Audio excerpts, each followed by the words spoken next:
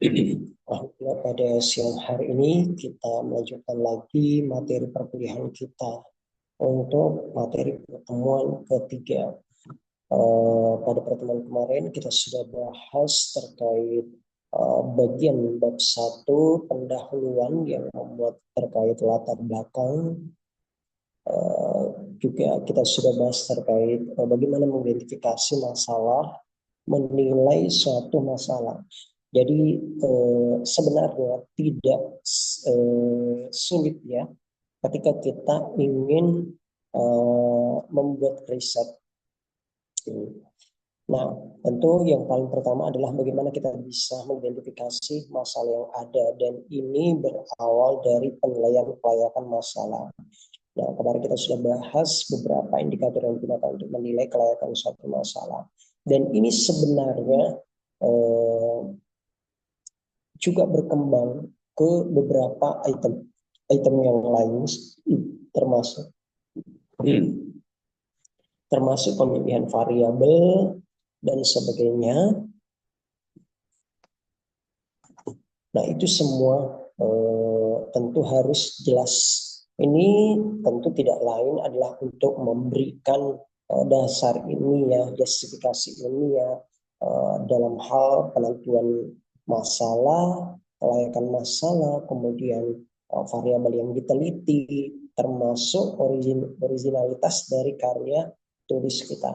Maka tentu ini harus jelas semua dasar ilmiahnya ketika kita memasukkan dalam riset kita. Nah, itu dari pertemuan kemarin. Untuk pertemuan kali ini kita akan bahas lebih lanjut lagi dari bab 1. Kemarin kita baru selesai latar belakang. Kita lanjut lagi ke bagian selanjutnya dalam bab 1. Ada bagian rumusan masalah, tujuan dan manfaat. Next.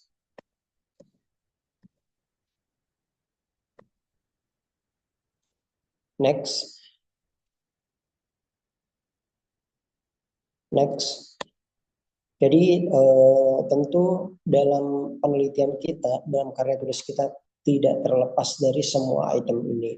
Yang sebenarnya ini kita sudah sangat terbiasa melakukannya. Hanya saja perlu kita perhatikan beberapa poin-poin tertentu dalam penetapan rumusan masalah, tujuan maupun manfaat, sehingga bisa membedakan dengan karya-karya tulis yang lain. Next. Sebagaimana kita pahami bahwa rumusan masalah itu tentu merupakan urutan pertanyaan penelitian, jadi ini sangat berbeda sekali dengan hipotesis ya. Dan ada ciri khas untuk rumusan masalah tentu diakhiri dengan tanda tanya karena merupakan kalimat tanya, dan ini yang menjadi pembeda dengan hipotesis yang merupakan kalimat pernyataan. Nah, jadi ini jangan sampai lupa ya, beberapa proposal yang biasanya kita koreksi dalam penulisan rumusan masalah itu luput pencantuman untuk tanda tanya. Padahal ini menunjukkan bahwa itu merupakan apa sih pertanyaan yang akan dijawab oleh para peneliti. Next, bagaimana kemudian kita dalam penyusunan rumusan masalah ada beberapa syarat-syarat.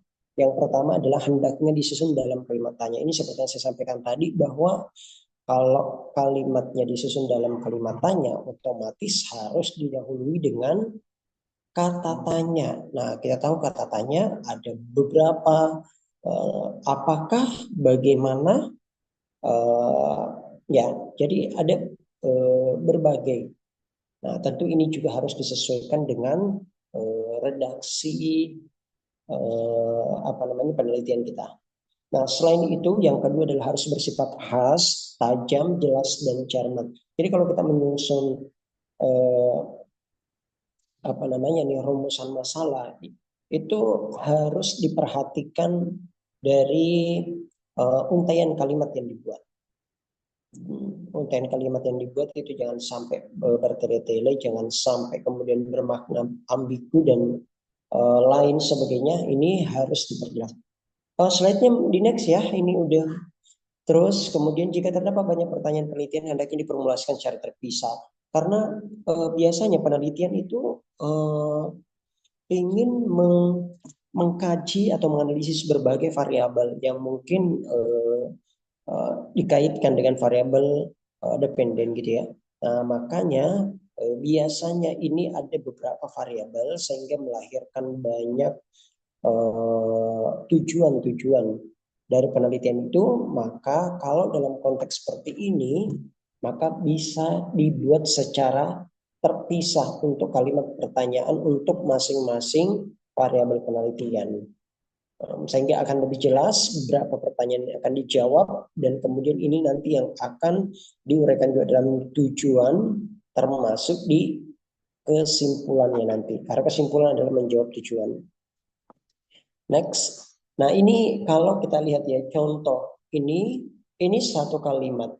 Bagaimana kinerja petugas TB dalam pencapaian kesembuhan TB baru berdasarkan faktor pengetahuan, motivasi, sikap dan kompensasi. Ini sesuai dengan contoh yang kemarin pada slide sebelumnya.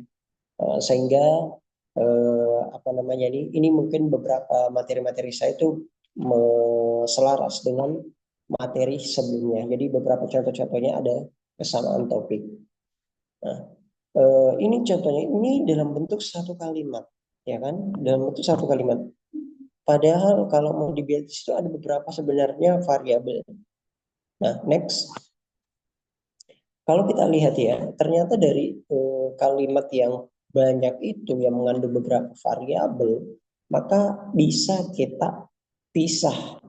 bisa kita pisah. Jadi setiap variabel bisa kita buatkan dalam bentuk kalimat tanya. Nah, ini menyesuaikan juga dengan variabel yang kita teliti. Kalau ternyata memang variabelnya banyak, nah berarti memungkinkan seperti ini. Berbeda kalau misalnya variabelnya cuma 2, 1, ya itu kan memang konteksnya dibuat dalam satu kalimat ya.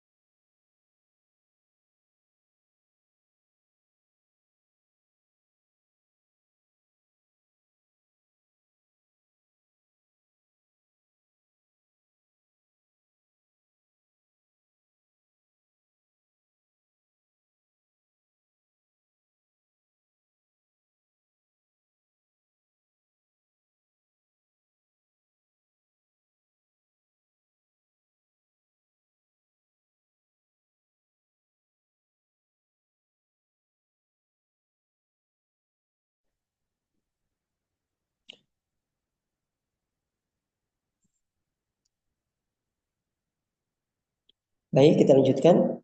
Jadi untuk tujuan penelitian next ya. Jadi tujuan penelitian ini itu menjabarkan mengenai kemana arah penelitian itu.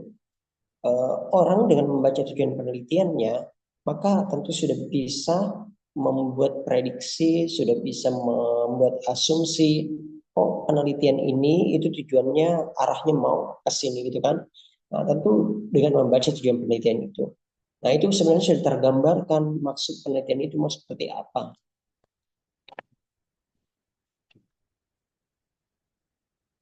Next, ada beberapa syarat tujuan penelitian. Yang pertama adalah observable.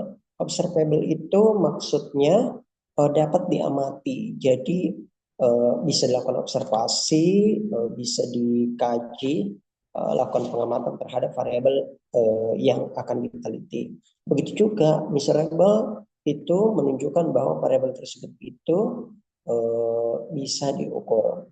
Nah, ini yang perlu kita pahami ya, apalagi kalau misalnya penelitian kuantitatif tentu itu sangat jelas sekali terkait hitungannya bagaimana. Nah, maka tentu ini harus bisa diperhatikan ya.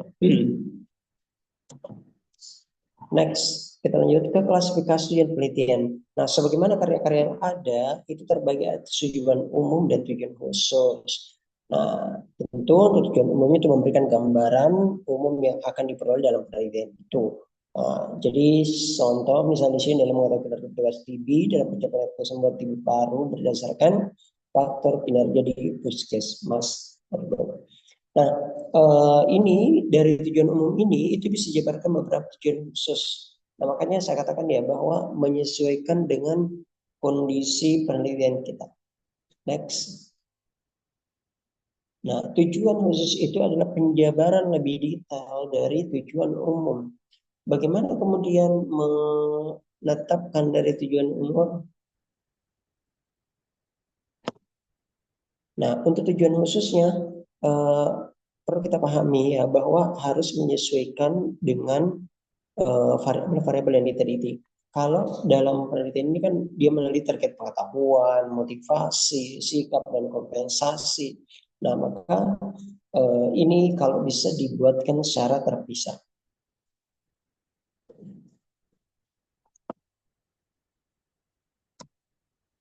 Kemudian itu ya untuk tujuan penelitian. Jadi gini, untuk tujuan penelitian memang itu bersifat umum. Untuk yang tujuan khususnya itu biasanya begini. Yang pertama itu mengidentifikasi karakteristik dulu. Nah, itu adalah bagian tujuan khusus yang pertama. Mengidentifikasi karakteristik responden berdasarkan ini gitu kan, biasa itu seperti itu. Lalu yang kedua adalah eh, mengidentifikasi eh, masing-masing variabel, baik independen maupun dependen. Jadi maksudnya apa di sini? Biasanya itu untuk analisa univariatnya. Nah, analisa univariatnya itu kemudian tertulis terkait misalnya kelebihan dia. Eh, jadi ini harus disesuaikan ya. Jadi tujuan khusus biasanya univariat. Nah, setelah univariatnya baru kemudian masuk di bivariatnya. Nah, barulah misalnya mengetahui apa menganalisis hubungan antara ini dengan ini gitu kan. Nah, terus bahkan mungkin ada multivariatnya juga bisa misalnya mengetahui faktor yang paling berpengaruh terhadap eh, kejadian tersebut. Nah, jadi urutannya itu harus jelas ya, mulai dari karakteristik dulu, lalu kemudian ke univariat, lalu kemudian untuk bivariatnya. Nah, sehingga runtut karena penelitian atau penyajian hasil juga itu menyesuaikan dengan apa namanya nih, dia menyesuaikan juga dengan sistematika yang ada, apalagi tergantung dari wilayah masing-masing. Nah, kita masuk ke manfaat penelitian ya. Jadi itu contohnya nanti untuk tujuan penelitian, Anda menggunakan secara umum menyesuaikan dengan redaksi dari eh, apa namanya nih rumusan masalah tadi. Begitu juga tujuan umum itu dibuat ya berdasarkan dengan apa yang diperoleh. Nah, untuk yang tujuan khususnya ini itu menyesuaikan dengan item-item tadi. Nah, yang pertama tadi sudah dibahas, kemudian termasuk ada tidaknya misalnya bantuan dari luar. Nah, untuk manfaat penelitian, tentu kalau untuk manfaat penelitian, tadi kita pahami bahwa apa sih yang diperoleh dari penelitian ini. Nah, ini menyesuaikan dengan konteks penelitian kita. Dalam artian, biasanya itu terbagi beberapa. Tapi umumnya itu kalau misalnya untuk skripsi ya jelas yang pertama, misalnya kalau kita katakan bahwa untuk manfaat ilmiah berarti bisa ditujukan kepada apa namanya bisa ditujukan pada instansi, bisa juga untuk para pembaca. Nah, ini kita bisa lihat semua ya. Manfaat praktis ini juga sebenarnya maknanya ada kemiripan ya. Manfaat praktis, misalnya institusi tertinggi, institusi lokal. Jadi di mana Anda melakukan penelitian itu? Dan biasanya gini, eh, seringnya itu tidak ditulis lagi seperti ini praktis dan sebagainya, tapi langsung ditulis manfaat bagi eh, dinas kesehatan Kota Kediri. Kalau misalnya penelitian dilakukan di Kota Kediri, ya kan? Nah, Begitu juga kalau misal ini, jadi menyesuaikan aja dengan sasaran penelitian juga. Misalnya mungkin respondennya, berarti Anda bisa mengatakan bahwa memberikan manfaat kepada masyarakat. Jadi menyesuaikan ya dengan penelitian kita.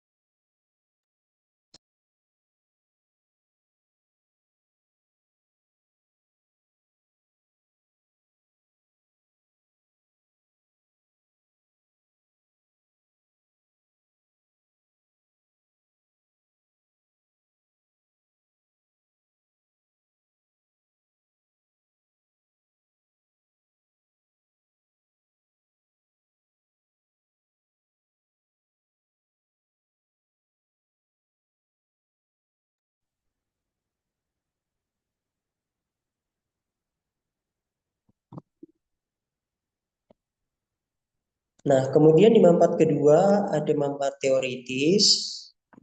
Ini juga menyesuaikan dengan ini biasanya digunakan untuk apa namanya ini termasuk ke para peneliti, misalnya juga bisa masuk di sini. Kemudian ada manfaat bagi peneliti, ini bisa peneliti itu sendiri atau peneliti selanjutnya. Nah, kalau manfaat bagi masyarakat berarti biasanya ditujukan kepada sasarannya penelitian itu, entah itu misalnya pasien atau masyarakat umum.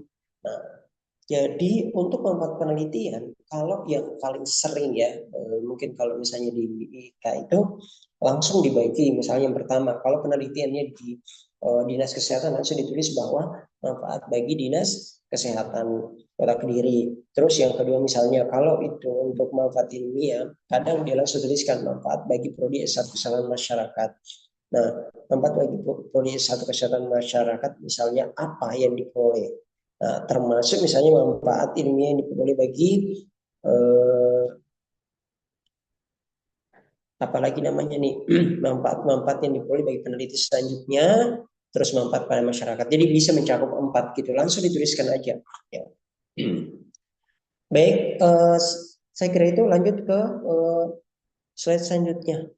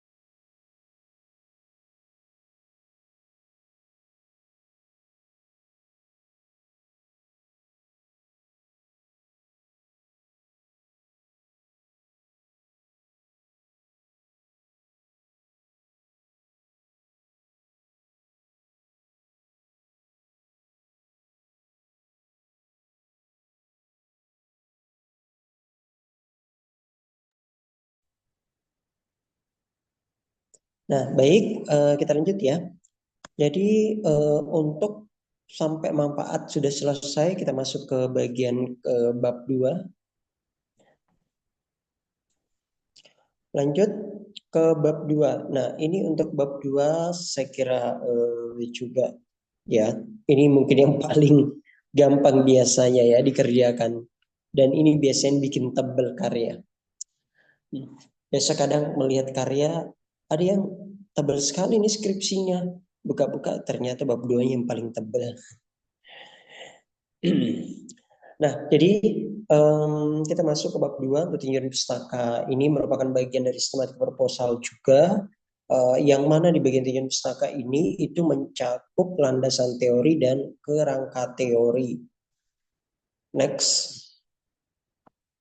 Jadi ini dua bagian ya dalam tinjauan pustaka. Jadi bisa dibuat seperti ini, dibuat 2 poin utama, bisa juga langsung diurutkan secara berturut, dan yang urutan terakhir adalah kerangka teori seperti itu. Jadi misalnya ada meneliti terkait misalnya kesembuhan TB. Nah, tentu yang pertama tadi adalah mungkin terkait konsep TB seperti apa. Nah, itu kemudian lanjut ke apa namanya nih, ke variabel selanjutnya misalnya. Nah, nanti di poin akhir bisa dibuatkan dalam bentuk kerangka teori. Next.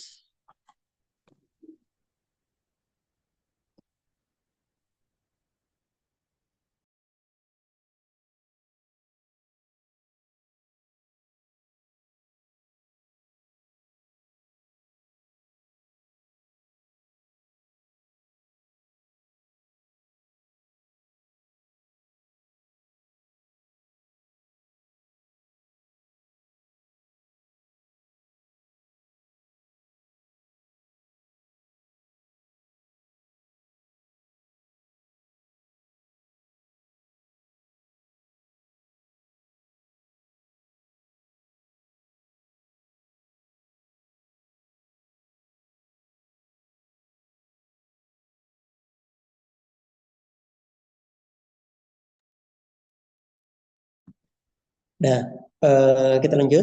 Jadi ini sesuai dengan sistematika yang sudah kita pelajari di awal. Nah, untuk bagian kedua yakni untuk tinjauan pustaka yang berisi landasan teori dan kerangka teori. Next. Nah, mungkin ya kita sudah sangat familiar sekali dengan ini karena memang berbagai karya tulis yang kita buat tidak luput dari bagian ini. Dipaparkan bahwa merupakan uraian sistematis tentang penemuan dan analisa elemen-elemen teori, yang mana isinya itu bisa bersumber dari textbook, bisa dari jurnal, laporan penelitian, dokumen-dokumen yang membuat informasi yang berkaitan dengan masalah penelitian. Kalau kita mengatakan textbook, ada banyak ya buku-buku teks yang digunakan untuk mengkaji teori-teori yang ada dari para pakar. Kemudian jurnal ini mungkin yang paling banyak ya, terutama kalau misalnya publikasi itu biasanya ketentuannya adalah minimal 80% dari referensi itu merupakan artikel penelitian dari jurnal. Kemudian laporan penelitian. Kalau laporan penelitian ini bisa misalnya dari skripsi, tesis, disertasi gitu ya. Sedangkan dokumen-dokumen informasi yang berkaitan dengan masalah-masalah penelitian. Nah, ini ada banyak contohnya, misalnya data-data dari Puskesmas, data-data dari Dinkes, dari WHO, Kementerian Kesehatan. Nah, itu. Jadi sumber untuk isi latar tinjauan pustaka itu bisa kita dapatkan dari berbagai sumber. Namun ingat bahwa sumbernya ini harus sumber yang baku. Karena makanya dibatasi ya. Ini dari buku teks, kemudian jurnal, laporan penelitian dan dokumen-dokumen.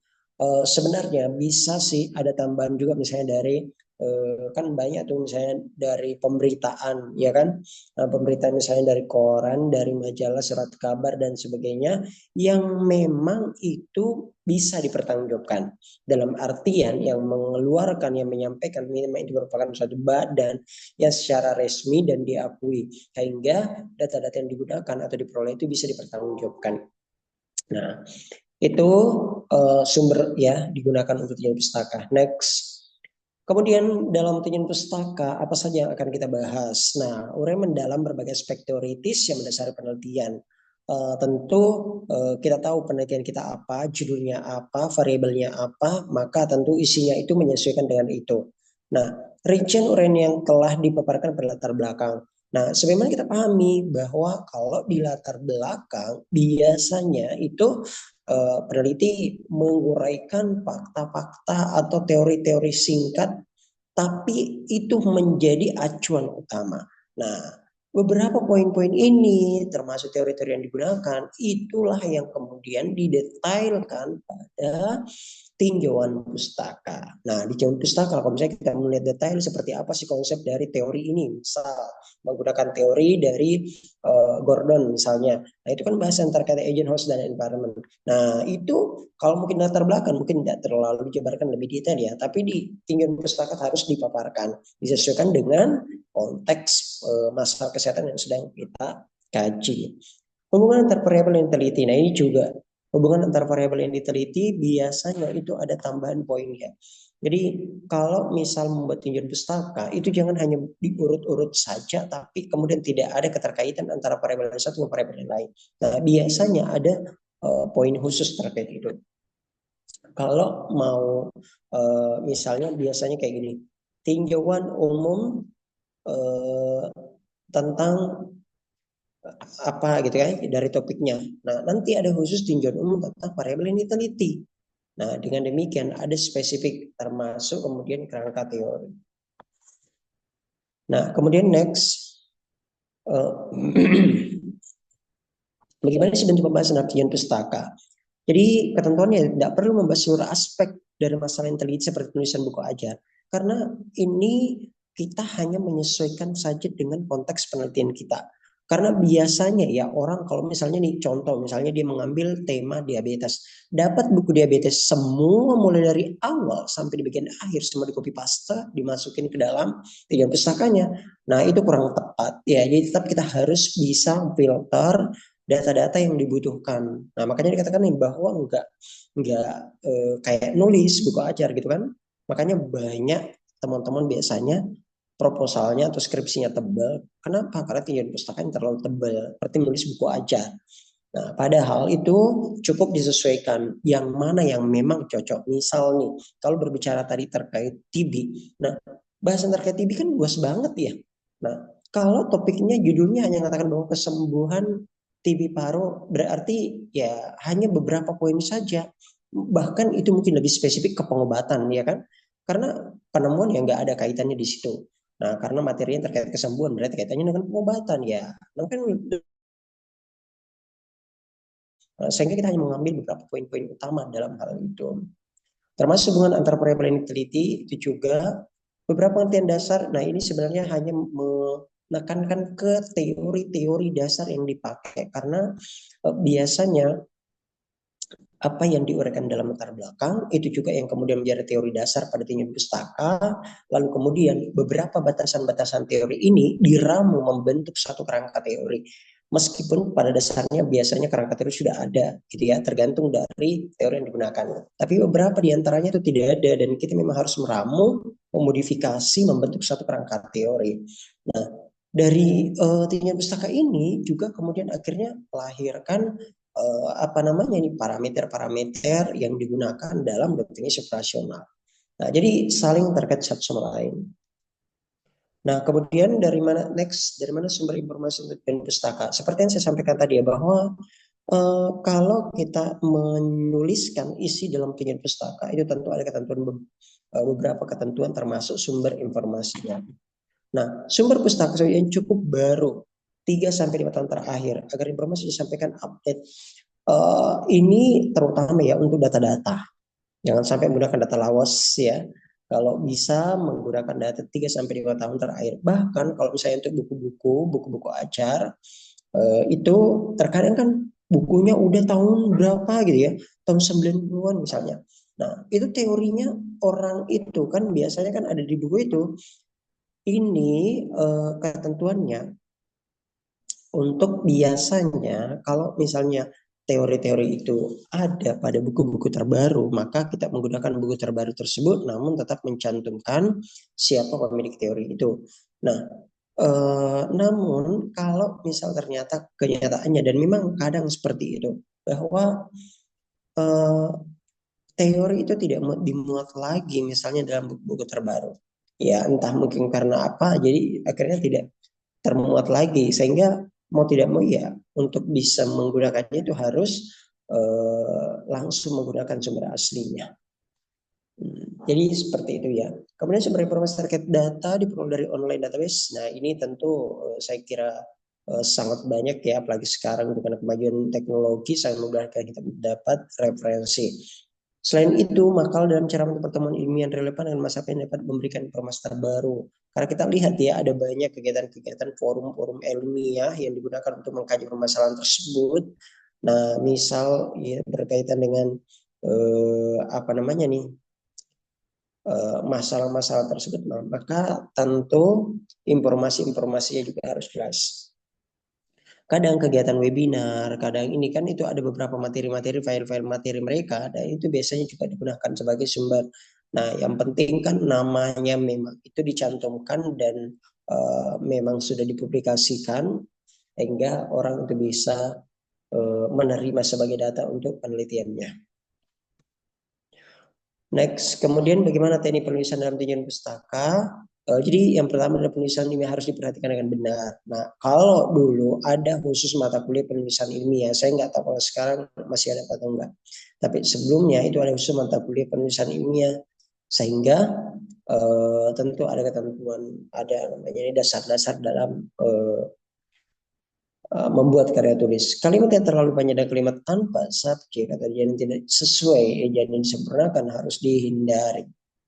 Nah, bagaimana kemudian kita dalam penulisan itu memang harus memperhatikan beberapa ketentuan-ketentuan dalam penulisan sehingga tidak kemudian akhirnya malah melahirkan masalah-masalah dalam penulisan.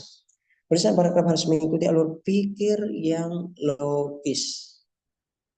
Nah, kalau kita lihat ya bahwa dikatakan harus mengikuti alur pikir yang logis. Inilah yang saya katakan bahwa seringkali kita hanya menuliskan untaian paragraf, tapi ternyata itu apa namanya nih, tidak ada kesinambungannya dengan paragraf-paragraf sebelumnya atau kalimat-kalimat sebelumnya.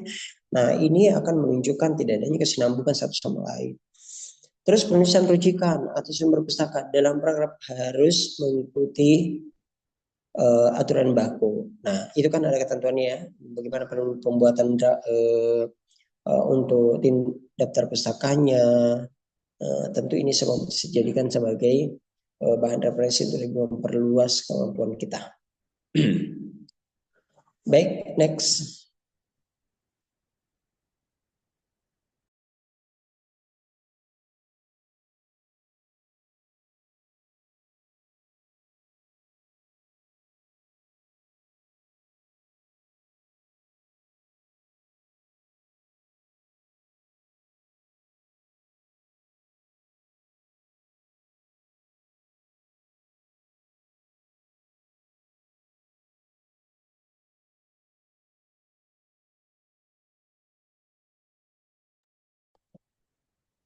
Nah, selanjutnya terkait sistematika penulisan ini saya berikan contoh aja ya. Kalau misalnya tadi judulnya adalah kinerja petugas sipil dalam pencapaian kesembuhan tinggi paru di puskesmas kabupaten Sidrap.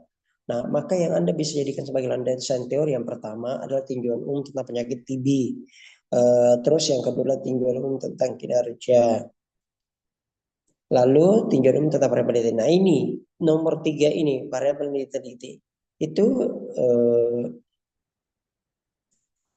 harus diperhatikan variabel apa saja yang diteliti dalam penelitian itu. Nah, biasanya itu dipaparkan di bagian khusus seperti itu. Itu akan lebih memudahkan juga. Tapi misal Anda tidak memaparkan, maka hendaknya terkait apa namanya nih, dari tinjauan variabel yang diteliti hmm, itu perlu adanya penjabaran lebih rinci dalam tinjauan pustaka, misalnya hubungan antar variabel. Ya paling tidak mungkin satu poin aja dan itu sudah beberapa paragraf sudah mencakup semua variabel yang diteliti. Next. Misalnya kita berangkat ke kerangka teori ya, ini bagian terakhir dari tinjauan pustaka. Jadi kalau yang pertama tadi adalah landasan teori yang berisi uraian sistematis mengenai teori-teori yang digunakan oleh para peneliti.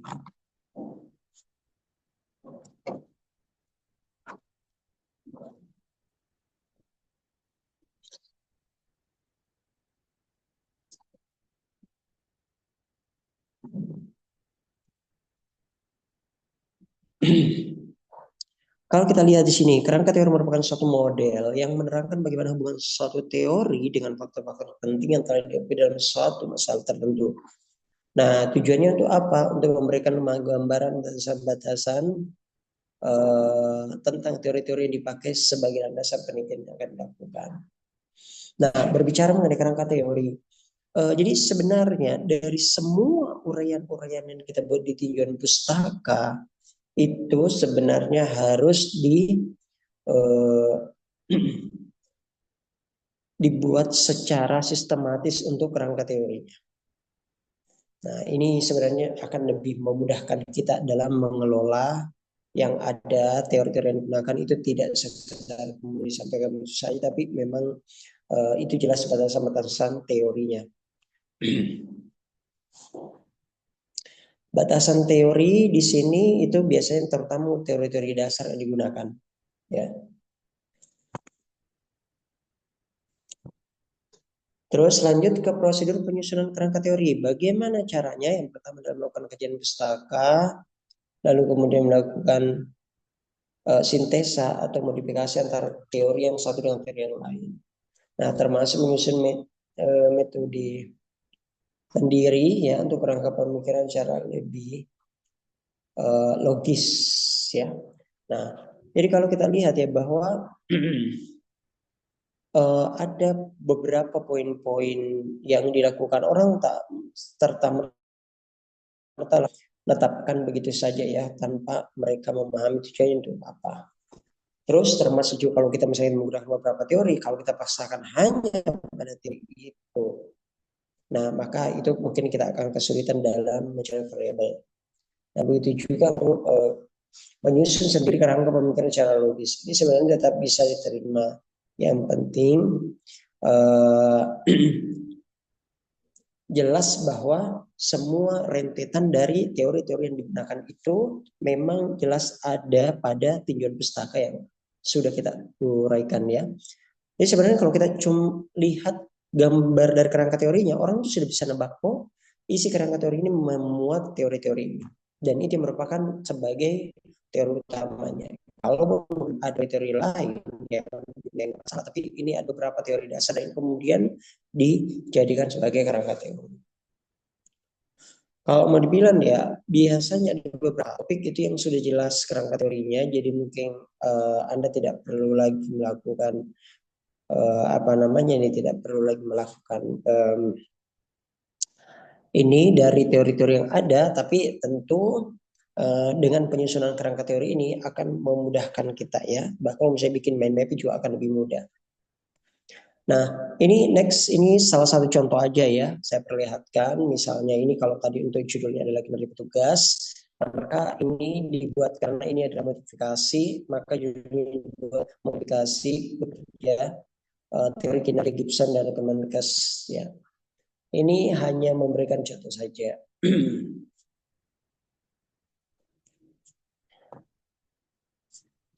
Next.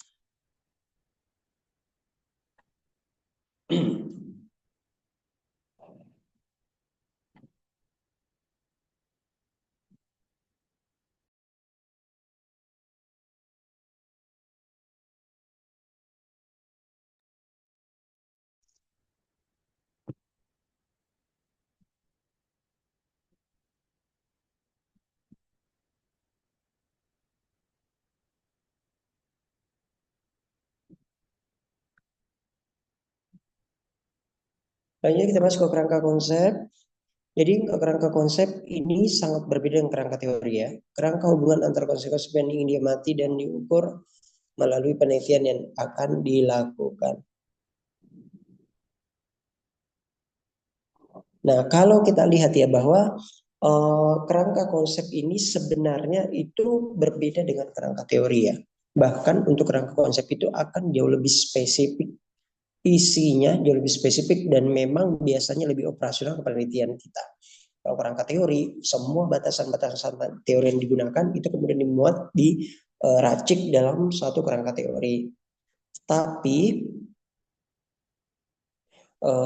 kalau untuk kerangka konsep biasanya hanya fokus pada variabel yang mau diteliti saja. Next.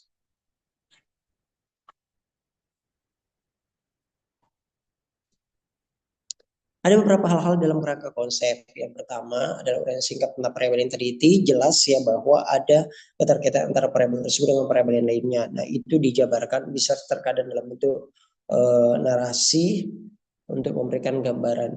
Kemudian gambaran untuk bentuk kerangka konsep yang memuat variabel-variabel yang diteliti dan hubungan antar variabel tersebut. Nah, itu jelas ya. Kemudian umumnya kerangka konsep dibuat dalam bentuk diagram. Jadi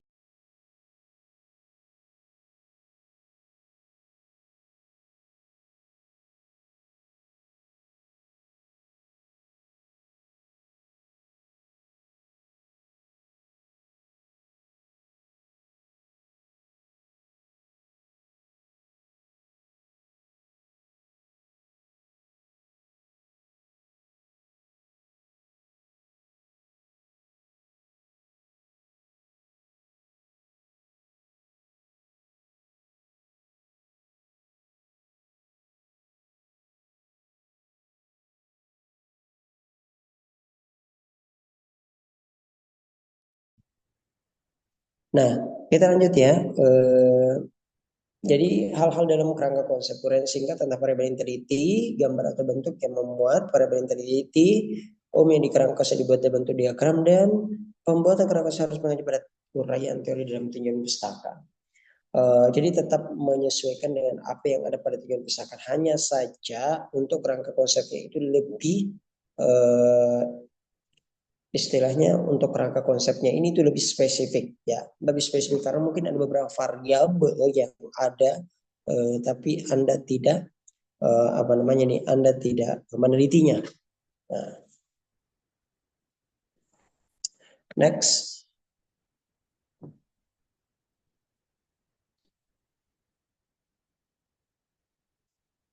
Nah, kalau kita lihat ya, ini untuk yang contoh rangka konsep, sebenarnya ini menyesuaikan dengan judul yang tadi sudah kita contohkan. Nah, maka contoh kerangka konsepnya seperti ini. Next. Nah, ini bisa jadi ada variabel dependennya, mana variabel independennya itu, dan kemudian kalau bisa dibedakan kotaknya sehingga jelas dalam pemeriksaannya orang tak perlu harus apa namanya nih mengecek lagi satu-satu terkait itu. Padahal sebenarnya dalam urusan sepele juga yang sering sekali tinggalkan. Nah, ini sering kali kalau misalnya bikin naskah itu ya lama sekali gara-gara permasalahan dari ini.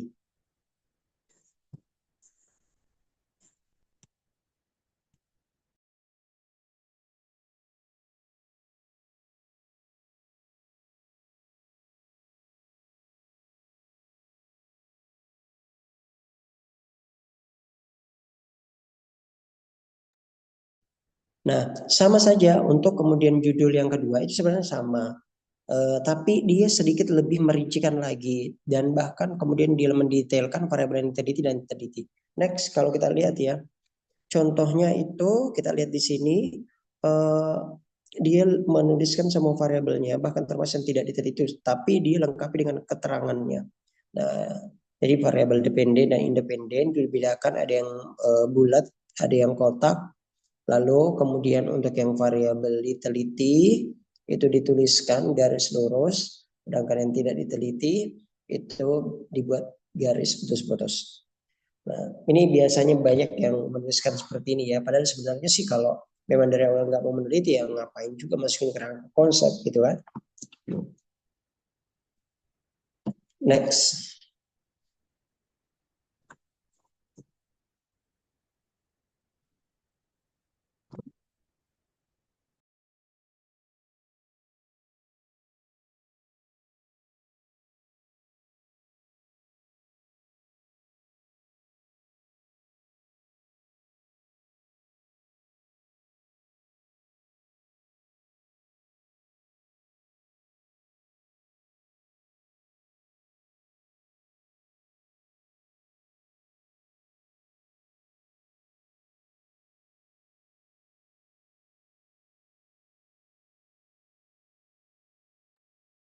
Nah, kita lanjut lagi untuk hipotesis.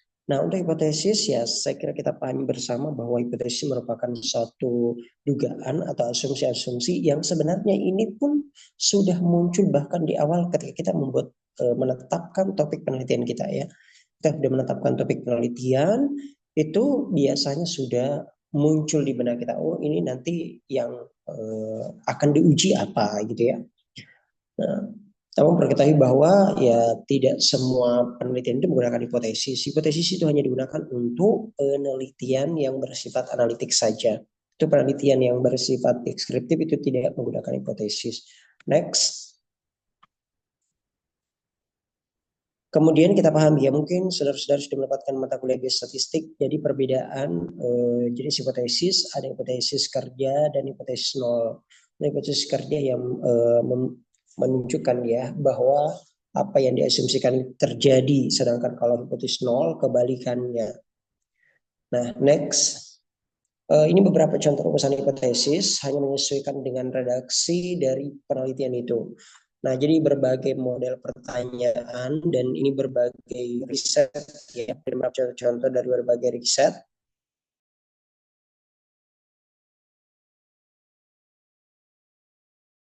Nah, ini kalimat pernyataan itu sangat berbeda sekali dengan rumusan masalah.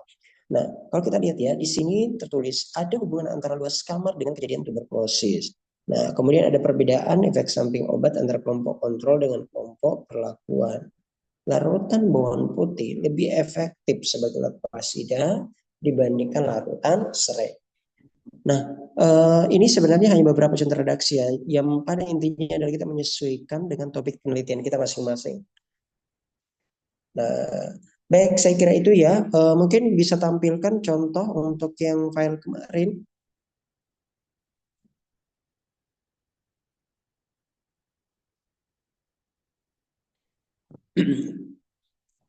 File yang kemarin masih tersave ya, yang contoh skripsi.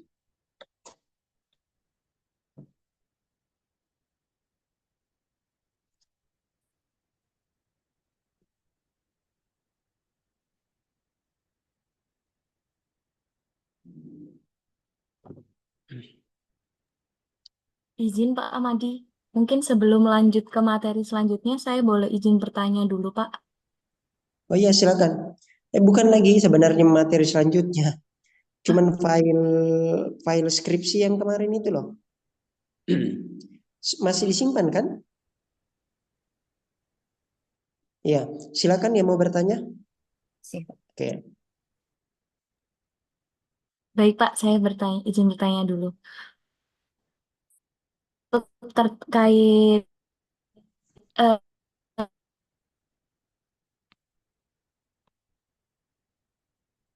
eh,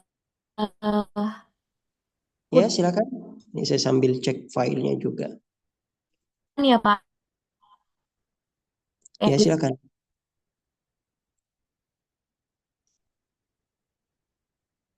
koran Nah, tadi, eh, Amadi, ya,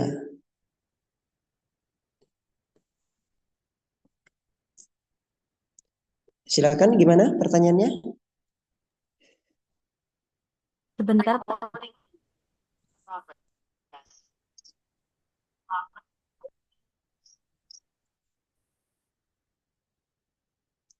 Halo? Gimana? Pak, saya izin join dari HP ini laptop saya. Tadi internetnya kurang jelas. Baik Pak, untuk pertanyaannya tadi dibahas terkait mengutip dari koran ya Pak. Itu bisa ya Pak. Ini saya Hmm. baru mengetahui hal ini. Nah, untuk yang dimaksud bisa dipertanggungjawabkan itu apakah koran tersebut masuk ke dalam Dewan Pers atau bagaimana Pak? Baik, ya. Jadi kalau untuk yang biasanya seperti yang saya sampaikan tadi, itu eh, tapi rata-rata sih mereka punya badan hukum ya. Karena kalau kita lihat eh, mereka itu punya badan hukum sendiri kan sebenarnya banyak mungkin pemberitaan-pemberitaan apalagi sekarang ya dengan maraknya media itu yang mungkin ya kita tidak bisa memastikan apakah benar-benar ini koran, itu koran resmi dan sebagainya. Nah, jadi sebenarnya lebih ke legalitasnya. Karena kalau misalnya dia masuk ke dalam referensi, otomatis kan kita menganggap bahwa semua referensi yang ada itu merupakan referensi-referensi baku. Eh, Termasuk salah satunya adalah majalah, koran dan surat kabar itu biasanya memuat berita dan itu memberikan fakta-fakta yang ada, ya kan, termasuk fakta-fakta yang ada. Nah, hanya saja memang sumber informasinya, beritanya itu harus bisa dipertanggungjawabkan dalam artian kalau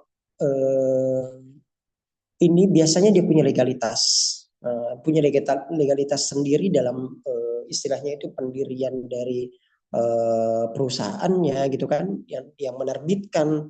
Nah, karena sama dengan buku, buku itu kan punya penerbit sendiri, ya kan, dan mereka punya legalitas sendiri. Nah, ini sama juga dengan itu. Kenapa akhirnya kemudian bisa mengambil dari situ? Tapi tetap yang menjadi apa namanya acuan paling baku ada 4 itu ya, yang buku, kemudian jurnal, dokumen, dan laporan penelitian. Nah, 4 ini yang kalau berdasarkan kajian dalam penulisan ilmiah ini menjadi referensi yang paling baku. Nah, adapun yang lain itu tetap bisa digunakan, tapi harus punya legalitas sebagai bentuk pertanggungjawab. Ya, jangan sampai nanti kita publikasikan dan ternyata masuk di dalam apa namanya nih data kita, dan taruh misalnya kita masukkan di latar belakang, ya kan, nah, berdasarkan surat ini nyatakan gini-gini ini, datanya gini-gini, kasusnya gini gitu kan. Nah, otomatis orang yang baca itu kan, ini benar gak nih gitu kan. Nah, kok datanya seperti ini. Nah, pasti akan ditelusuri sumbernya ini dari mana. Oh, ternyata diambil dari surat kabar itu misalnya. Nah, kalau memang ternyata dipermasalahkan, otomatis nanti ditelusuri ke sumber informasinya itu. Nah, bayangkan kalau misalnya ternyata sumber informasinya itu istilahnya orang tanda kutip ya abal-abal misalnya. Nah, itu menjadi permasalahan nantinya kalau misalnya ternyata isi data yang kita publikasikan itu ada apa namanya kekeliruan. Nah, jadi lebih ke legalitas ya sebenarnya terkait itu. Begitu ya. Mungkin ada yang mau tanyakan lagi? Siap, Pak, Beberapa sudah jelas. Terima kasih. beberapa penelitian ya yang pernah kami bimbing dan yang pernah kami uji itu ada beberapa, termasuk beberapa waktu yang lalu terkait penelitian sampah. Nah, penelitian sampah ini itu banyak mereka ngambil fakta-fakta bersumber dari berita. Nah, sehingga termasuk penampakan foto-fotonya gitu kan ya. Mereka semua dapatkan dari surat kabar dan itu yang kemudian dimasukkan dalam latar belakangnya. Nah, tapi ya memang dia menggunakan dari sumber apa namanya nih sumber berita dalam artian ini dari surat kabar yang memang terpercaya, yang bisa diakui kredibilitasnya juga. Dan itu masuk dalam skripsinya. Nah, itu kemarin pernah ada penelitian kualitatif ya, saya ingat saya waktu itu yang kami bimbing terkait pengelolaan sampah yang memaparkan terkait kondisi, fakta dan data-data terkait sampah itu banyak mereka dapatkan itu ya. Mungkin mereka nggak bisa dapat dari sumber-sumber khusus ya, karena mungkin ada beberapa nih dalam artian beberapa mungkin topik-topik yang kita teliti itu mungkin nggak ada datanya misalnya dalam dokumen Kementerian Kesehatan gitu kan, dokumen dari apa namanya nih uh, profil gitu kan, profil dari Dinkes, dan ini mungkin tidak ada di situ. Sementara topiknya kita fokusnya ke topik khusus misalnya. Nah, ini akhirnya dia dapatkan hanya dapat dari sumber berita itu. Nah, itu sebenarnya bisa dipilih selama memang bisa dipertanggungjawabkan. Jadi kemarin itu dia menjadikan beberapa bahkan foto-foto yang dimasukkan itu dalam latar belakangnya. Nah, ini juga saya mau ingatkan ya bahwa di latar belakang itu tidak selamanya dalam bentuk narasi saja ya. Bisa kita tampilkan grafik, bisa kita tampilkan gambar, foto, bisa. Mungkin yang paling sering kita lihat ya latar belakang itu hanya ada narasi saja. Nah, tapi sebenarnya bisa kita tambahkan beberapa. Nah, termasuk itu kemarin dia ngambil dari foto-foto penampakan-penampakan yang ada dan itu dia cantumkan langsung sumbernya dari informasi surat kabar ini. Itu ada. Nah, itu ya, mungkin ada pertanyaan lagi selain itu, silakan sebelum kita masuk ke contoh ini. Ini filenya tolong dilanjutkan ke bagian rumusan masalah ya. Silakan, mungkin ada lagi. Nah, baik, kita lanjut ya. Kalau sudah tidak ada, ini kita lihat contoh dari penelitian ini. Dia itu sebenarnya judulnya hubungan perilaku CTPS ibu dengan kejadian diare. Nah, jadi sebenarnya di sini eh, kalau dilihat ya konteks rumusan masalahnya memang umum karena eh, dia menggunakan kata perilaku. Nah, dia menggunakan kata perilaku. Andai mungkin dia sudah langsung pecah, perilaku itu terbagi-bagi, kan ada pengetahuan, ada sikap tindakan, ya kan? Nah, itu eh, rumusan masalahnya mungkin kurang menarik, gitu. Tapi karena dia langsung menuliskan sesuai dengan konteks judulnya, perilaku, nah akhirnya dia nggak pecah di sini. Jadi dia tuliskan cara umum langsung bahwa hubungan perilaku CTPS dan itu sudah memuat pengetahuan sikap dan tindakan. Nah, dan ya juga sih isinya enggak banyak ya. Kalau misalnya mungkin ada 5 bahkan, nah itu mungkin yang sangat eh, kebanyakan dan perlu dijabarkan secara rinci rumusan masalahnya. Tapi kalau konteksnya ini bisa dalam bentuk satu kalimat saja. Nah, setelah itu masuk ke tujuan umum. Nah, tujuan umum itu redaksinya nggak jauh-jauh dengan uh, rumusan masalah.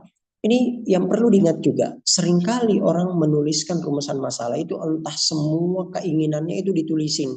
Apa penyebabnya, apa dampaknya, apa faktornya. Orang yang membaca itu bingung. Ini penelitian sebenarnya mau apa ini ya? Yang mau dia teliti apa kok? Ada dampaknya, ada faktornya, ada ini semua. Jadi membedakan antara skripsi dengan makalah itu sangat jelas perbedaannya. Karena kalau untuk penelitian itu ada variabel khusus yang memang menjadi tujuan yang akan diukur dan diamati. Sebagaimana yang saya katakan tadi. Sementara kebanyakan orang-orang mungkin masih pemula membuat rumusan masalah, itu mereka sampai menuliskan seperti dibuat makalah, apa tujuannya, apa dampaknya, apa ininya. Nah, itu kurang tepat ya. Nah, jadi rumusan masalah biasanya tidak jauh-jauh redaksinya dengan tujuan, hipotesis, dan begitu juga nanti kesimpulan. Nah, jadi tujuan umumnya ini kurang lebih sama dengan redaksi dari tujuan dari rumusan masalahnya, hanya merubah dari kalimat tanya kemudian dibuat kalimat tujuan untuk mengetahui hubungan dan seterusnya. Nah, lalu di sini karena dia mau merincikan, karena kalau cuma mengatakan hubungan perilaku itu susah diukur. Susah diukur. Nanti gimana? Apakah judulnya cuma perilaku, apa namanya variabelnya perilaku, terus nggak ada jabarannya lagi? Nah, susah nanti menganalisisnya. Kalau ternyata konteksnya terbagi, nah berarti tujuan khususnya harus terpisah. Nah, kalau kita lihat di sini susunannya tujuan khusus. Yang pertama itu adalah mengidentifikasi karakteristik dulu. Karena kan biasanya ya jenis kelaminnya, umurnya, usianya, dan sebagainya itu masuk di karakteristik. Baru yang kedua adalah univariatnya. Nah, jadi urutan dalam tujuan khusus itu juga menyesuaikan dengan urutan ketika kita menyajikan di hasil nantinya. Jangan sampai bolak-balik. Jadi urutan yang ada di tujuan khusus menyesuaikan dengan yang akan kita paparkan di bab hasil nantinya. Nah, jadi yang pertama adalah mengidentifikasi karakteristiknya dulu. Tadi semua mungkin yang karakteristik identitas dari responden penelitian. Lalu dilanjutkan untuk analisis univariatnya. Nah, analisis univariatnya kalau misalnya penelitiannya analitik. Nah, karena kan ada beberapa tuh. Berbeda kalau misalnya penelitiannya hanya deskriptif. Nah, otomatis kan hanya sampai di univariat saja. Nah, kalau analitik berarti yang pertama adalah univariatnya dulu. Nah, univariatnya ini bagian B. Nah, di situ mengidentifikasi faktor perilaku. Nah, terus dia tuliskan dalam kurung pengetahuan, sikap, dan tindakan. Sebenarnya, andai mungkin dia hanya satu atau mungkin tidak banyak apa namanya tujuannya, dia bisa buat secara terpisah, ya dia buat secara terpisah. Tapi karena ini juga kan tidak dianalisis secara statistik bagian B itu, Nah, maka dia buat dalam satu poin saja karena masih ada tujuan lain yang lebih banyak. Nah, jadi univariatnya dia satukan di bagian poin B. Tapi kalau misalnya penelitian tidak terlalu banyak atau mungkin cuma 2 variabel atau bahkan cuma 1 variabel, jadi pisah. Nah, terus nanti kelanjutannya kemudian dibuat hubungan. Nah, di bagian C itu variabel dependennya. Nah, jadi kalau kita lihat di sini ya, bagian B-nya itu adalah univariat untuk variabel independennya. Bagian C-nya adalah variabel efeknya atau akibatnya. Nah, itu bagian C. Nah, kejadian diare. Nah, jadi dibuat secara runtut seperti itu. Di bagian D baru masuk ke analitiknya. Nah, analitiknya ini karena dia mau melihat hubungan, barulah dia pisah-pisah antara hubungan pengetahuan dengan kejadian diare, terus lanjut lagi ke bawah, sikap dengan kejadian diare, nah sampai ke tindakan dengan kejadian diare. Nah, bahkan kalau misalnya penelitiannya sampai ada multivariat, itu ada lagi tambahannya. Mengidentifikasi faktor yang mengetahui, menganalisis faktor yang paling berpengaruh atau biasa disilakan menganalisis determinan, ya, determinan. Nah, jadi faktor yang paling berpengaruh. Ini tergantung dari sejauh mana Anda mau melakukan penelitian itu. Apakah hanya deskriptif saja atau sampai analitik. Nah, itu menguraikan tujuan khususnya itu ada urutan-urutannya menyesuaikan dengan bagaimana pembahasan di bab hasil nantinya. Nah, seperti itu. Terus next lagi ke bawah. Nah, ini kan menganalisis hubungan, ya itu sudah selesai. Manfaat penelitian. Nah, seperti yang saya sampaikan tadi, kalau yang saya sampaikan tadi contohnya di slide itu dia pisah, jadi memang tergantung sebenarnya dari sumber yang kita pakai. Manfaat praktis, manfaat ilmiah, manfaat bagi peneliti, manfaat bagi masyarakat, ya kan. Nah, kalau ini karena kebetulan menyesuaikan dengan konteks yang ada di IIK, biasanya memang kita langsung, ya, kita langsung. Nah, ini sebenarnya yang pertama itu manfaat praktis. Nah, tapi karena kita konteksnya memang sudah biasanya seperti itu, jadi kita langsung saja manfaat bagi institusi pelayanan kesehatan. Atau bisa langsung dituliskan bahwa manfaat bagi puskesmas pesantren 2. Nah, bisa seperti itu. Jadi tidak perlu misalnya dituliskan manfaat praktis. Jadi tergantung dari biasanya kita mengikuti sistematika yang sudah biasanya ada di kampus atau di institusi penelitian, institusi pendidikan kita. Nah, terus masuk ke yang kedua. Ini manfaat ilmiah sebenarnya ini. Nah, tapi langsung dituliskan manfaat bagi prodi S1 kesehatan masyarakat. Nah, isinya itu tolong dibedakan antara manfaat dengan saran, ya. Jadi seringkali ini kalimat ini seringkali ini kadang ada kesamaan, ya. Dan seringkali pada saat kita menguji skripsi biasa kita temukan ini kok apa bedanya nih kalimat saran dengan kalimat manfaatnya. Nah, jadi tentu kita jelas sekali ya bahwa untuk manfaat ini adalah apa sih kegunaan dari hasil riset kita. Kegunaan dari hasil riset kita nanti ini setelah diperoleh itu dipakai untuk apa?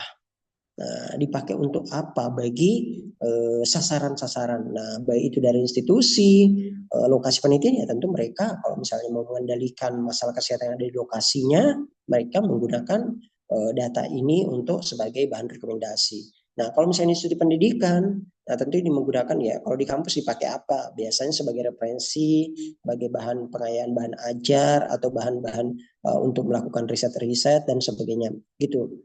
Nah, kalau yang bagi masyarakat, biasanya di sini itu adalah responden penelitiannya. Nah, jadi tergantung ya. Kalau mungkin respondennya Anda misalnya anak sekolah. Nah, berarti bisa kalau misalnya Anda memilih sekolah X, berarti langsung manfaat bagi siswa SD ini, ya kan? Nah, berarti yang di atas itu bukan institusinya, itu manfaat bagi sekolah ini. Nah, terus di bagian ketiganya manfaat bagi siswa. Nah, jadi kalimatnya itu harus disesuaikan langsung ya dengan konteks penelitian kita. Terus yang keempat ini ya bagi peneliti selanjutnya tentu ya ini sangat penting sekali karena sebenarnya penelitian itu ya pengembangan dari penelitian-penelitian sebelumnya. Makanya selalu kita mewaspadai jangan sampai ada duplikasi, replikasi karena seringkali kan melakukan penelitian ya itu aja yang berulang tanpa adanya pengembangan dan sebagainya, sehingga kesannya hanya replikasi apa yang Anda kembangkan dan orang juga sudah tahu seperti itu. Nah, minimal mungkin dari kajian-kajian sebelumnya, dari penelitian sebelumnya ini belum melakukan misalnya dalam konteks variabel ini, atau mungkin metodenya menggunakan metode yang lain, atau bahkan Anda menilai penelitian sebelumnya itu keliru dalam hal menganalisanya misalnya. Nah, itu kalau memang kemampuan analisa Anda sudah lebih dalam, Anda bisa melihat kelemahan-kelemahan dari penelitian itu dan Anda menuliskan seperti itu. Dan ini yang akan menjadi rekomendasi. Nah, bagi penelitian selanjutnya di bagian saran nanti ada juga seperti itu. Jadi nanti kaitannya, jadi jangan sampai menyamakan antara manfaat dengan saran. Nah, itu di bagian saran ada bagi peneliti selanjutnya bagaimana mereka kemudian menggunakan apa yang direkomendasikan bagi mereka. Sedangkan kalau di sini itu lebih ke bagaimana pemanfaatan dari hasil riset ini untuk penelitian-penelitian selanjutnya yang berkaitan dengan topik yang sama.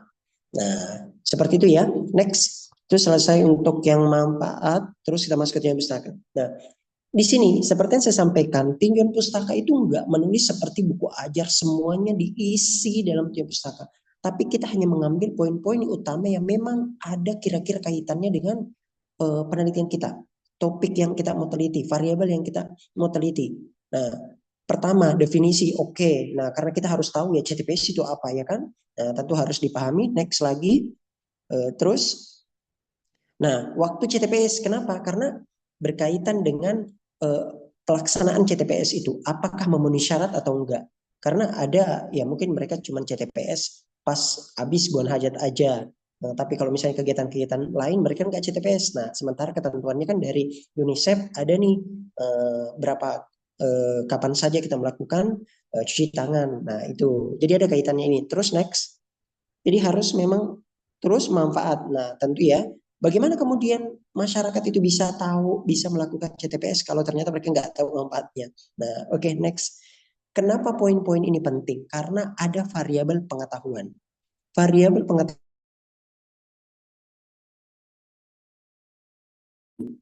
otomatis pengetahuan yang mau dia gali di masyarakat itu adalah pengetahuan apa kira-kira yang perlu diketahui oleh masyarakat tersebut, responden itu. Nah, tentu ini semua mereka waktunya CTPS, kemudian apa CTPS. Nah, itu. Jadi makanya kenapa penting ini. Jadi nggak semua juga kalau nggak ada kaitannya nggak usah. Nah, hubungan perilaku CTPS dengan diare. Nah, karena kan ini tadi judulnya gitu kan. Nah, judulnya hubungan perilaku CTPS. Jadi ada keterkaitan antara variabel. Dia buat poin khusus. Karena biasanya ya mungkin kalau memang di buku atau pedoman CTPS itu kan nggak hanya fokus untuk diare kan, karena banyak sekali CTPS. Nah, tapi dia memfokuskan ke diare di bagian ini. Next. Terus lanjut lagi. Nah, baru masuk ke diarenya. Kalau di atas kan, jadi lihat konteks judulnya apa? Hubungan CTP, perilaku CTPS dengan kejadian diare. Artinya CTPS-nya didahulukan, terus untuk problem diarenya di bagian kedua. Nah, ya apa yang dibahas di diare nggak semua juga. Cukup yang memang ada kaitannya dengan penelitiannya, definisi diare, karena harus bisa mengidentifikasi mana responden yang masuk dalam kelompok sakit, mana yang masuk ke dalam kelompok yang sehat. Otomatis dia tidak bisa membedakan nanti kedua kelompok itu kalau dia tidak menguraikan definisi yang jelas di sini. Karena akan lahir di definisi operasional. Jadi perlu kita tahu bahwa definisi operasional itu nggak jadi begitu saja. Dia harus punya dasar pada tinjauan pustaka. Jadi kalau di tinjauan pustakanya nggak ada yang menjadi dasar, kenapa kok tiba-tiba definisi operasional muncul begitu saja? Nah, harus ada teorinya di tinjauan pustaka. Salah satunya ini. Karena ada terkait variabel pengukuran kejadian diare. Nah, next. Lanjut ke penularan ya. Ini termasuk bagaimana ya kejadian diare itu karena dia bisa mengidentifikasi tanda gejala. Next lagi. Lanjut. Nah, etiologi bagaimana mekanisme. Lanjut. Nah, ini faktornya ya. Nah, di faktor-faktor ini lanjut. Karena ketika berbicara soal apa namanya nih, kenapa diare itu bisa terjadi? Karena judulnya tadi kan soal perilaku, otomatis salah satunya adalah faktor perilaku. Nah, ini balita karena judul penelitiannya itu tadi hubungan perilaku CTPS dengan kejadian diare pada balita. Nah, otomatis balita harus juga masuk dalam tinjauan pustakanya karena ya punya karakteristik tersendiri kayak gimana tuh balita dalam artian mungkin memang dia perbedaannya dengan orang dewasa ya akhirnya bagaimana kenapa kejadian diare pada balita itu mungkin cukup tinggi. Nah tentu dilihat dari fisiologisnya dari balita itu seperti apa gitu kan. Next. Lanjut terus. Nah Nah, ini perilaku. Nah, jadi dia untuk variabel di independennya ini sudah masuk di bagian akhir ya. Jadi karena hubungan perilaku CTPS dengan kejadian diare pada balita. Nah, semua yang ada dalam konteks judulnya itu. Nah, terakhir perilaku nih. Nah, perilaku dia menggunakan teori khusus dan di situ sudah mencakup. Nah, di sini sudah mulai membahas variabel-variabelnya. Nah, saya perlu ditekankan ya bahwa disinilah tempat untuk mendetailkan tadi teori yang digunakan di latar belakang. Karena ketika membahas mengenai kejadian diare di latar belakang dipengaruhi oleh 3 faktor, itu biasanya mungkin cuma tuliskan, oh menurut Lawrence Greens bahwa di perilaku atau satu kesana dipengaruhi oleh faktor predisposing, responsi, dan enabling. Nah, tapi itu kan hanya menjadi info-info singkat gitu kan ya. Nah, di tinjauan pustaka inilah kemudian dijabarkan secara rinci bagaimana konteksnya dari Lawrence Greens terkait konsep ini. Nah, predisposisi dituliskan apa saja variabel di situ. Next. Terus lagi. Nah, ini sudah masuk ke variabel khusus ya. Karena di pengetahuan. Nah, ini stop dulu. Naik ke atas. Nah, ingat. Jadi karena variabelnya kan tadi ada pengetahuan, sikap dan tindakan. Nah, next lagi ke atas maaf, ke atas dulu. Nah, ini kan dia mau meneliti terkait pengetahuan. Jadi kalau sudah di variabel yang diteliti, yang harus ada apa? Yang pertama, karena ini kan pengetahuan nih, definisinya pengetahuan. Yang kedua, pengetahuan apa yang harus dimiliki tentang variabel yang diteliti. Jangan hanya membahas pengetahuan secara umum karena kan teorinya di teori ilmu perilaku itu memang ada konsep pengetahuan itu kayak apa. Tapi dalam penelitiannya kita selain membahas itu harus ada spesifik membahas pengetahuan tentang CTPS. Nah, pengetahuan CTPS, pengetahuan tentang diare karena nanti di definisi operasionalnya, di parameternya itu harus diuraikan apa saja parameter yang digunakan untuk mengukur dia ini tahu atau tidak. Bagaimana Anda bisa menetapkan parameter kalau nggak ada di tinjauan pustakanya? Nah, makanya itu. Jadi harus ada. Ini jadi coba turun dikit ya. Jenis pengetahuan. Nah, ini pengetahuan eh, pengukuran tentang CTPS. Nah, jadi ini ada stop dulu. Pengukuran pengetahuan tentang CTPS. Nah, jadi bagaimana kemudian akhirnya nanti mau diukur hasil ukurnya kayak gimana? Jadi jangan sampai tinjauan pustakanya itu hanya berisi teori saja dan tidak mengaitkan dengan topik penelitian. Jadi kita memang ramu ya isinya. Maka di bagian ini pengukuran pengetahuan tentang CTPS itu diuraikan cara pengukuran pengetahuan kayak gimana. Nah, sehingga lahir hasil ukur. Hasil ukur ini nanti akan muncul di definisi operasional bagian hasil ukur. Sehingga ketika kita membuka definisi operasionalnya, kita cek di tinjauan pustakanya. Ini benar gak? Ini sinkron gak? Karena seringkali ketika kita mengoreksi proposal atau skripsi, isinya tuh tidak sinkron antara bagian definisi operasional dengan tinjauan pustaka dengan latar belakang, tidak sinkron. Seringkali membuat para penguji dan pembimbing itu bingung sendiri dalam yang mana sih sebenarnya konsep yang mau dipakai ini, itu kan. Nah, jadi harus sinkron, jangan sampai lain teori yang dipakai di tinjauan pustaka lain teori juga yang dipakai pas di definisi operasional. Nah, ke bawah, stop dulu, stop. Nah, di sini itu diuraikan, itu dia tuliskan. Baik jika skor yang diperoleh 5 sampai 9 dan pengetahuan buruk jika skor diperoleh 0. Jadi ada dasarnya nanti di definisi operasional bagian hasil ukur bagaimana kita menetapkan kategori pengetahuan itu baik buruk. Nah, dasarnya ada di tinjauan pustaka. Sikap juga begitu. Coba sikap terus. Nah, kebetulan karena memang variabelnya adalah sikap, next. Terus next lagi. Lanjut. Terus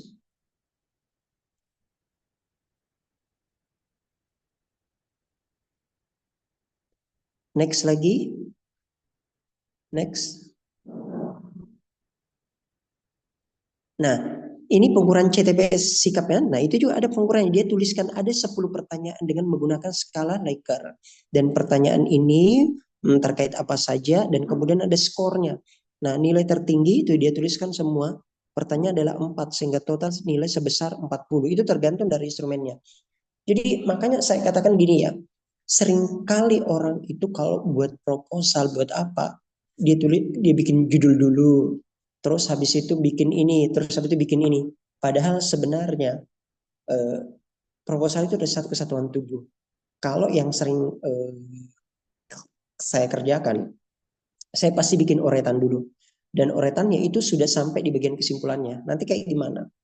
Jadi sudah jadi kerangka utamanya nih dari judul sampai di bagian analisanya kayak apa, mau pakai jenis ujinya nanti apa, instrumennya apa, itu sudah harus ada sebelum kita mini. Kenapa? Karena seringkali kalau kita udah tulis buat judul terus bikin latar belakang, pas di bagian tinjauan pustaka di bagian ini kok kayaknya keliru deh, ngubah lagi isinya, ngubah lagi nih, capeknya kan bolak-balik harus ngubah.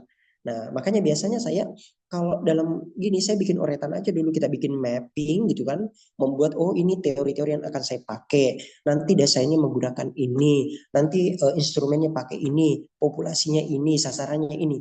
Nanti kalau itu semua sudah kita genggam, yakin deh bikin naskahnya itu mengalir dengan mudahnya. Itu. Dan di situ memang mungkin orang berpikir wah harus ditahu semua dulu. Ya memang, tapi yakin kalau udah genggam itu membuat naskahnya itu mengalir aja. Ya, karena kita sudah tahu semua pokok-pokoknya. Oh, saya nanti di sini. Saya kan tidak ada ini karena sering kali yang terjadi. Yang saya sering alami selama membimbing dan menguji mahasiswa itu yang sering tidak nyambung isi latar belakang dengan tinjauan pustaka, dan tidak ada yang sinkron. Seringkali terutama pada saat ujian proposal, seringkali kejadian tidak sinkron. Kenapa? Karena mereka ya asal istilahnya dibikin bagian ini tanpa mempedulikan itu ada kaitannya nggak dengan bagian yang lain. Nah, otomatis pasti dia sendiri yang bingung gitu kan. Makanya kalau nggak mau kerja berulang kali, berulang ganti-ganti gitu kan, lebih baik bisa dibikin dalam bentuk frame dulu, mapping dulu. Nah, habis itu nanti akan mudah bisa langsung mengalir ininya. Nah, terus terus lagi ke bawah. Ini kerangka teori. Ini kerangka teori perlu saya sampaikan ya, karena ini kan dia pakai dua teori ya. Sebenarnya, jadi teori yang dia pakai itu ada teorinya Gordon, ada teorinya Lawrence. Dalam modelnya Gordon kan memang segitiga epidemiologi seperti ini. Terus teorinya Lawrence itu untuk perilaku kesehatan itu dipengaruhi oleh 3 faktor juga. Nah, karena dia modifikasi di teorinya Gordon, dia menggunakan teorinya faktor host. Ada pengetahuan sikap dan tindakan itu masuk dalam faktor host. Nah, itu juga merupakan bagian dari teori Lawrence Greens yang ada di faktor predisposing. Nah, akhirnya dia merangkai sendiri kerangka teorinya menjadi satu model yang dimodifikasi. Nah, karena kalau dia mau memaksakan membuat kerangka teori yang sudah sepaket ini pasti akan sulit. Dalam artian maksud saya gini, nggak ada yang sudah jadi seperti itu. Nah, sehingga mau tidak mau dia harus menggabungkan, memodifikasi teori ini untuk menjadi suatu kerangka teori yang sesuai dengan penelitiannya. Nah, makanya di situ dituliskan modifikasi kerangka teori berdasarkan Lawrence Greens dan Gordon. Nah, itu menyesuaikan dengan teori yang dia pakai. Nah, next. Nah, kerangka konsepnya ini ya, ingat kerangka konsepnya. Nah, ini saya katakan kerangka konsepnya lebih sederhana ini. Padahal kan tadi kalau mau dibilang di kerangka teorinya itu kan banyak banget ya variabel yang di situ. Cuman memang makanya di slide saya tadi itu saya berikan dua pilihan. Apakah Anda mau langsung cukup variabel yang diteliti saja, atau Anda mau menuliskan lagi variabel yang lain, tapi variabel yang lain yang tidak diteliti itu harus diberikan keterangan tidak diteliti. Ingat, itu hanya ada di kerangka konsep, bukan di kerangka teori. Jadi bedakan antara kerangka teori dan kerangka konsep. Kerangka teori adalah batasan-batasan teori apa saja yang dipakai peneliti untuk mengkaji problem itu, dan itu muncul di tinjauan pustaka. Akhirnya lahirlah kerangka teori yang menggambarkan batasan teori apa saja yang dipakai oleh peneliti untuk mengkaji itu.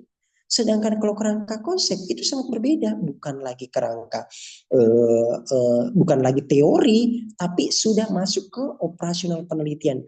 Hubungan antar variabel, keterkaitan antar variabel yang mau diteliti, variabel apa dengan variabel apa. Nah, itu pasti sangat berbeda sekali ya maksudnya. Kalau kerangka teori kan dia kadang menjelaskan bagaimana mekanisme kejadiannya ini karena faktor ini lari ke sini dan ke sini akhirnya jadi begini gitu kan. Nah, tapi kalau kerangka konsep tidak, langsung to the point. Variabel apa yang mau dikaitkan dengan variabel apa. Itu sangat jelas antara kerangka teori dengan kerangka konsep. Teori yang satunya konsep penelitian. Nah, ini erat kaitannya dengan operasional penelitian kita nantinya. Nah, seperti itu. Dan di sini dia sudah membedakan variabel independen dan independennya. Terus ini sebenarnya kalau bikin tanda panah seperti ini menyesuaikan ya. Kalau ternyata variabel independennya itu bisa berdiri sendiri dalam artian kejadian diare itu atau kejadian efek tersebut itu bisa terjadi meski hanya satu variabel saja, maka bisa dibuat tanda panah secara terpisah. Jadi ada maknanya ya, nggak sekedar dibikin-bikin. Tapi kalau ternyata gini, kejadian efek itu baru terjadi kalau menyatu antar ketiga atau semua variabel, baru kemudian timbul efek. Nah, kalau seperti itu bisa disatukan dulu tinggal satu tanda panah ke kejadian. Jadi ada maknanya berbeda. Nah, kalau ini ya bisa saja karena mungkin pengetahuannya aja bisa melahirkan kejadian diare. Nah, jadi bisa berbeda-beda ya pemahaman masing-masing. Next. Nah, ini jadi kita berikan uraian narasi sedikit ya terkait itu. Next lagi. Nah, jadi ada ya narasi bagaimana membahasakan. Jadi sangat berbeda sekali ya. Narasi terkait konsep penelitian dengan narasinya kerangka teori itu sangat berbeda. Kerangka teori berdasarkan dari narasi tinjauan pustaka. Sedangkan kerangka konsep itu sudah narasi operasional penelitian. Nah, inilah untuk hipotesisnya. Jadi hipotesisnya ini, jangan terlalu cepat sih. Metode penelitiannya belum kita pelajari. Ya, di bagian atas untuk hipotesis, mohon naik ke atas ya. Metode penelitian belum.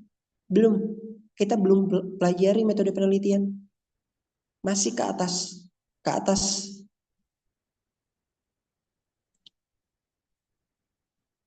Kembali ke atas dulu.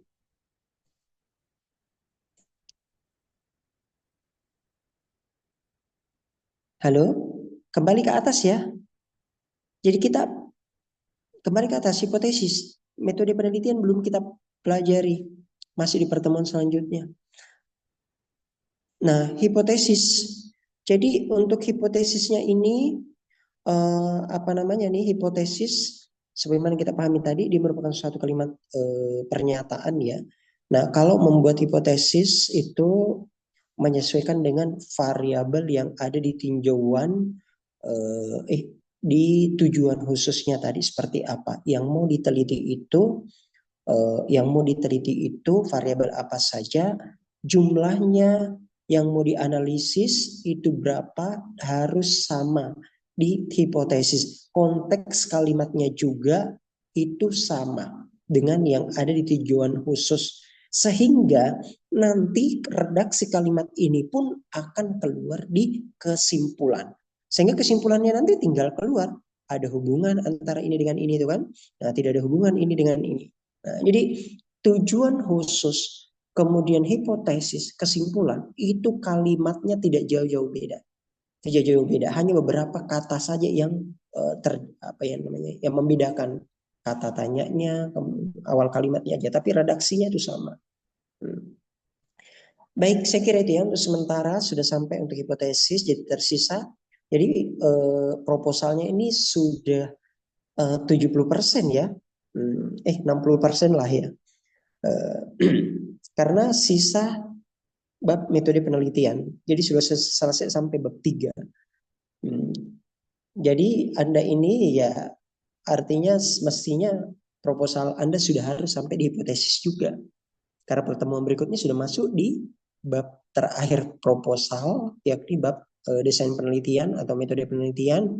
Ada bab selanjutnya di bab hasil, bab pembahasan, itu kan sebenarnya untuk kalau sudah jadi skripsi. Baik, ada pertanyaan sampai di sini? Baik, kalau tidak ada untuk sementara sampai di sini dulu. Insya Allah kita lanjut pada pertemuan berikutnya. Sebelumnya saya ucapkan terima kasih atas hadiran dalam perkuliahan hari ini. Semoga kita semua diberikan kesehatan, kekuatan, dan bisa jumpa lagi pada pertemuan berikutnya. Masuk di pertemuan keempat ya, insya Allah. Baik, kita akhiri pertemuan kita dengan ucapan alhamdulillah alamin. Subhanakallahumma bihamdik, Assalamualaikum warahmatullahi wabarakatuh. Selamat sore. Waalaikumsalam warahmatullahi wabarakatuh. Selamat sore. Terima kasih, Bapak.